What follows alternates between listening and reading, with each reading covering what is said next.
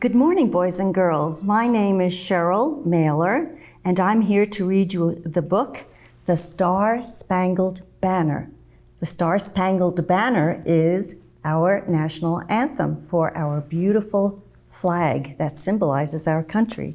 This lovely book was written by Amy Winstead, and it was illustrated, or the pictures were drawn by Bob Dacey and Deborah Bandelin, and it was published by Ideal Children's Books, and that's in Nashville, Tennessee, right close by.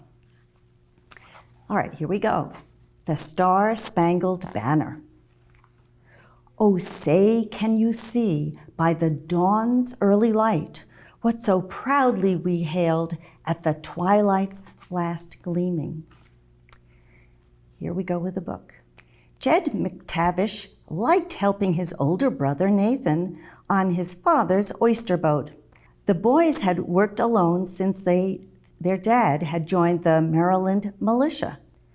Early one morning, they sailed out from the Baltimore harbor past Fort McHenry with its big flag flying above the fort. Most evenings, the boys returned home with a large catch of oysters, which they would sell quickly. America was at war with Britain, and American soldiers were hungry. One September morning, Jed and Nathan had just raised their first catch of oysters when Jed saw British warships sailing toward the fort. He was frightened. The newspapers were full of reports about fishermen being seized by British sailors.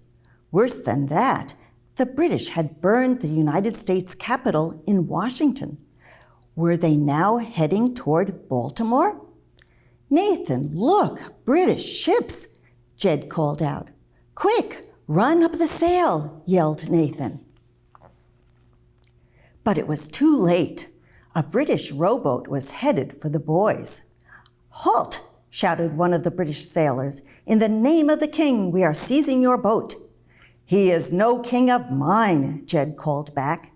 You're a real Yankee Doodle, aren't you? The sailor said with a sneer. When the British boat came close, Jed saw 4 sailors at the oars. A soldier guarded 3 men seated in the middle of the boat. The British sailors pulled their boat close to the boys' boat. Climb aboard, boys, the British Navy officer shouted. You can join these Americans on that truce ship that lies anchored over there.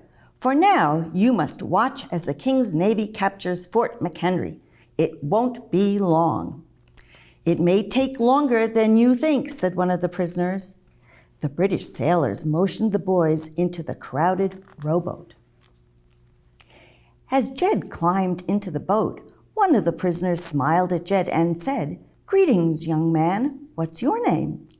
Jed, sir, and this is my brother Nathan. My name is Francis Scott Key, and these gentlemen are Dr. Beans and Colonel Skinner. Do you know what the British will do to us? Asked Jed. Don't be afraid, Mr. Key said.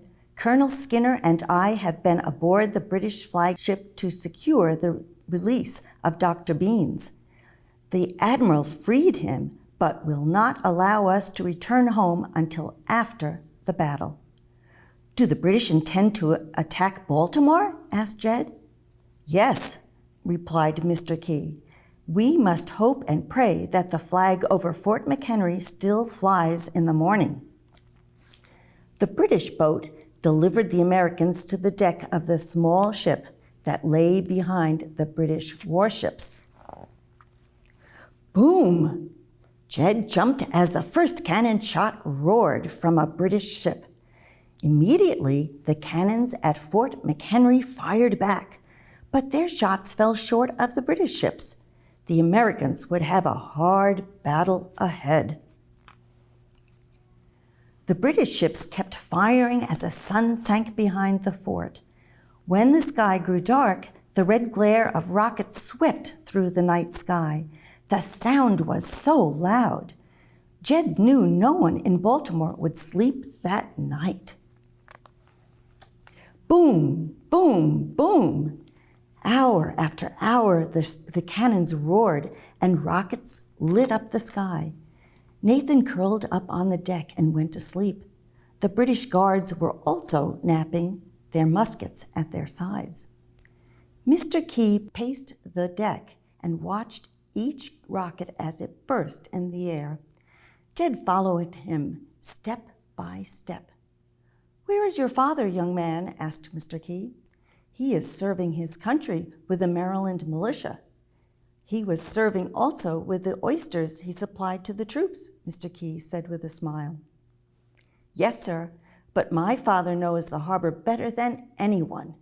He had many discussions with the fort's commander about sinking ships in the harbor. These ships now underwater will keep the British ships away from shore. A daring plan, and it may save the city tonight," said Mr. Key. About dawn the next morning, the British guns fell silent. Mr. Key leaned over the rail and turned his spyglass toward the fort. "Our flag, Jed, I can still see it, even through the fog and smoke." Jed leapt up. "Where? Does it still fly?"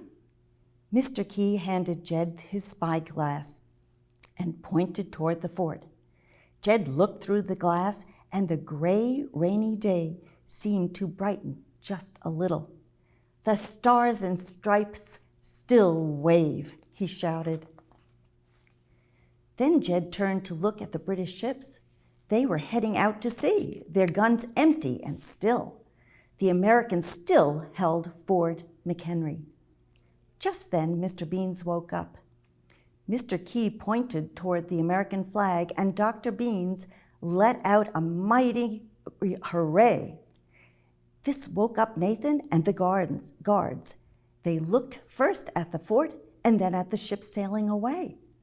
"You men are about to let us go free," Dr. Beans laughed, "or else you will spend some time in the Baltimore jail." In the midst of the excitement, Mr. Key turned to Jed. "Do you have anything to write about and write with?" he asked. "Only the stick of charcoal we use to record our oyster catch each day," Jed replied. Mr. Key pulled an old envelope from his coat pocket, sat down, and began to write. "I would like to write a poem about our great victory today." It was noon before Jed and Nathan were back on board their boat and had unfurled its sails. They had not caught any oysters, but they would never forget the night of September 13, 1814. Jed couldn't wait to tell his father. A few days later, Jed and Nathan were unloading their day's catch of oysters. Jed picked up the front page of the Baltimore Patriot and started to wrap a dozen fresh oysters. He stopped when he saw a drawing of the American flag. Beside it, in large print, was a poem by a gentleman of Maryland. A big smile spread across Jed's face as he read the poem. He knew who had written those words about the perilous fight and the land of the free and the home of the brave. Quickly, he folded the page, put it in his pocket, and picked up another sheet. If he ever saw Mr. Key again, he would wrap the most tender oysters of all to give to him and thank him for his poem.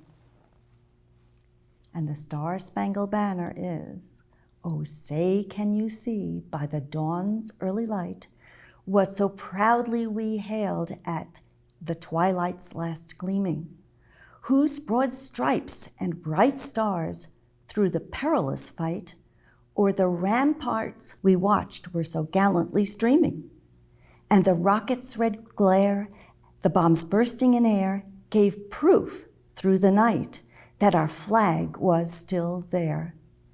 Oh, say, does that star-spangled banner yet wave o'er the land of the free and the home of the brave?" The Star-Spangled Banner.